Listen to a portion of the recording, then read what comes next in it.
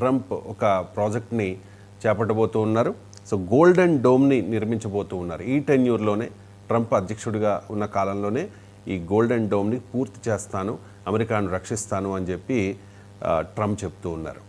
MG రావు గారు, Russia కూడా ఒకటి ఉంది కదా, డెడ్ హ్యాండ్ అని చెప్పి ప్రొటెక్షన్ సిస్టమ్.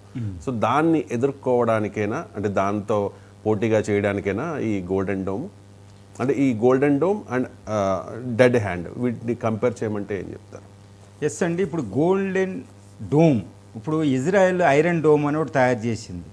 ఇరాన్ మీరు చూసే ఉంటారు, కొన్ని నెలల క్రితం ఇరాన్ కొన్ని వందల మిసైల్స్ వేసిన, ఇప్పుడు హమాస్ ఈ హౌతీస్ నుంచి వేలాది ఈ రాకెట్లు వస్తున్నా ఇజ్రాయెల్ని ఏమీ చేయలేని పరిస్థితి. ఎందుకంటే ఇజ్రాయెల్ ఈ ఐరన్ డోమ్తో పడగొట్టేస్తుంది.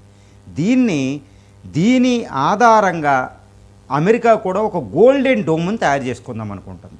ఈ గోల్డెన్ డోమ్ ఏంటంటే 1983లో అప్పుడున్న ప్రెసిడెంట్ రోనాల్డ్ రేగన్ ప్రపోజ్ చేశారు.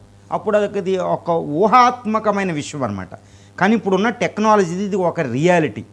ఇప్పుడు ఈ ట్రంప్ గారు జనవరి 20న ప్రమాణ స్వీకారం చేస్తే జనవరి 27న అంటే వచ్చిన వారం రోజుల్లో దాని మీద సిగ్నేచర్ చేశారు.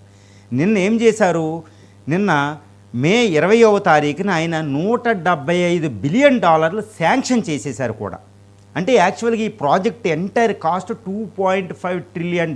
అంటే ఏంటంటే భారతదేశ ఎకానమీలో 55%తో సమానం అండి. అంత ప్రాజెక్ట్ అంటే మానవ చరిత్రలోనే అతిపెద్ద రక్షణ ప్రాజెక్టుగా అది నిలవబోతుందన్నమాట. $2.5 ట్రిలియన్, $2,500 బిలియన్ అండి. ఆ ప్రాజెక్ట్కి $175 బిలియన్. అసలు ఐరన్ డోమ్ అంటే ఏంటి, ఇది గోల్డెన్ డోమ్ అంటే, ఈ గోల్డెన్ డోమ్ దేనికి ఆసరాగా నిలబడుతున్నారు అంటే dead hand, Russia dead hand తర్వాత చెప్తాను. ముందు గోల్డెన్ డోమ్ అంటే ఇది నిర్మించడానికి ఒక అధ్యక్షుడి కింద, నిర్మాత కింద పెట్టింది ఎవరినంటే ఎలాన్ మస్క్ని. స్పేస్ ఎక్స్ బాగా సపోర్ట్ చేసింది కాబట్టి ఇప్పుడు స్పేస్ ఎక్స్ $1 ట్రిలియన్ కంపెనీ అయిపోబోతుందన్నమాట ఈ గోల్డెన్ డోమ్ ప్రాజెక్టుతో. ఈ గోల్డెన్ డోమ్ ప్రాజెక్ట్ అంటే అమెరికా యొక్క, అంటే 9 లక్షల చదరపు కిలోమీటర్ల ఉన్న అమెరికా యొక్క మొత్తం హోమ్ల్యాండ్ని ప్రపంచ దేశాలు, ఇప్పుడు రష్యా నుంచి nuclear missiles, iron dome, Satan లాంటి RS-24 లాంటి మిసైలు, ఇలాంటి మిసైల్ నుంచి, ఉత్తర కొరియా నుంచి వచ్చే మిసైల్స్, చైనా నుంచి వచ్చే మిసైల్స్, రష్యా డెడ్ హ్యాండ్ నుంచి వచ్చే మిసైల్స్, ఈ విధంగా అంటే ప్రపంచంలో దీని అడ్వర్సరీస్ ఉంటారు ఇరాన్ లాంటివి.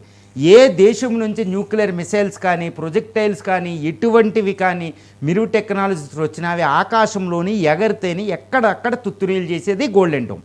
అసలు ఈ గోల్డెన్ డోమ్లో ఏముంటాయంటే, ఇప్పుడు ఎలాన్ మస్క్ గారు కొన్ని వందల శాటిలైట్ని అంతరిక్షంలోకి ప్రయోగిస్తారు. కొన్ని స్పేస్ ఎక్స్ ద్వారా కొన్ని వందలాది శాటిలైట్లు. ఈ శాటిలైట్లో ఏముంటాయంటే డిఫెన్సివ్ శాటిలైట్లు ఉంటాయి, అఫెన్సివ్ శాటిలైట్స్ ఉంటాయి.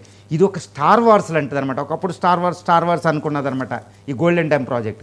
ఈ కొన్ని శాటిలైట్లు ఏం చేస్తాయంటే గుర్తిస్తాయి. ఇప్పుడు న్యూక్లియర్ మిసైల్ రష్యా నుంచి కానీ చైనా నుంచి కానీ ప్రయోగిస్తే కొన్ని సెకండ్లో ఎక్కడి నుంచి ప్రయోగించారు అనేది వెంటనే పసిగట్టేస్తే ఆ రాడార్ శాటిలైట్లు. వెంటనే అదే ఆకాశంలో ఉన్న వేరే రాడార్లో శాటిలైట్లు ఉంటాయి. ఆ శాటిలైట్లో మిసైల్స్ ఉంటాయి. ఈ మిసైల్స్ ఏంటంటే హైపర్సోనిక్ మిసైల్స్ లాగా ఉంటాయి అన్నమాట.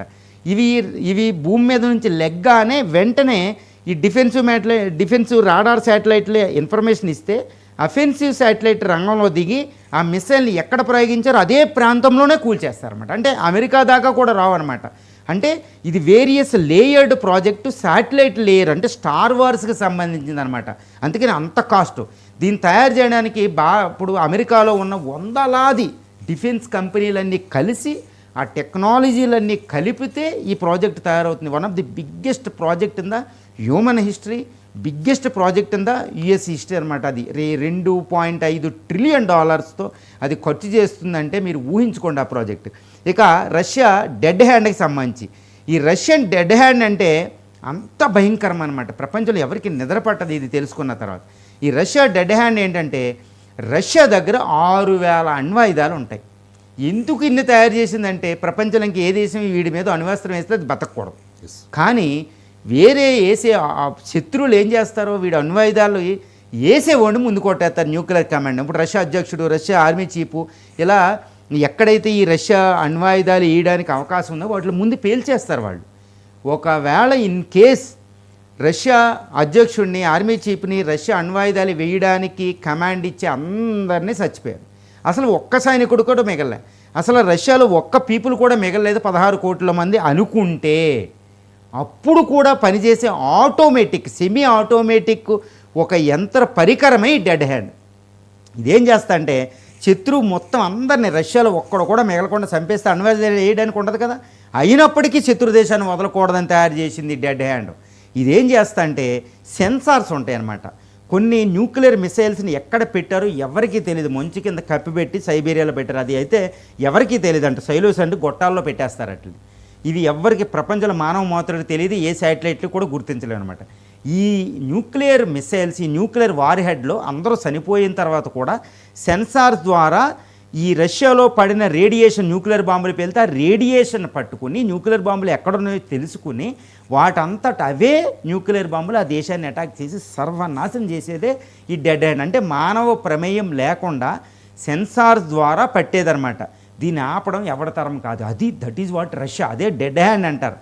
ఇలాంటి డెడ్ హ్యాండ్ మిసైల్ని కూడా కూల్చే విధంగా ఇప్పుడు గోల్డెన్ డోమ్ని అమెరికా తయారు చేస్తుంది. చూడండి, ప్రపంచ స్టార్ వార్స్, ఏ టెక్నాలజీలు, ఇవన్నీ శాటిలైట్ టెక్నాలజీలు, హైపర్సోనిక్ మిసైల్ని కూడా తట్టుకునేటట్టు ఈ గోల్డెన్ డోమ్. చూడండి ఎంతటి భయానకమైన పరిస్థితి ఈ ఆయుధాన్ని ఉపయోగిస్తున్నారు, ఎంత టెక్నాలజీ ఉపయోగిస్తున్నారు అనేది golden dome, Russian dead hand ద్వారా మనకు తెలుస్తుంది.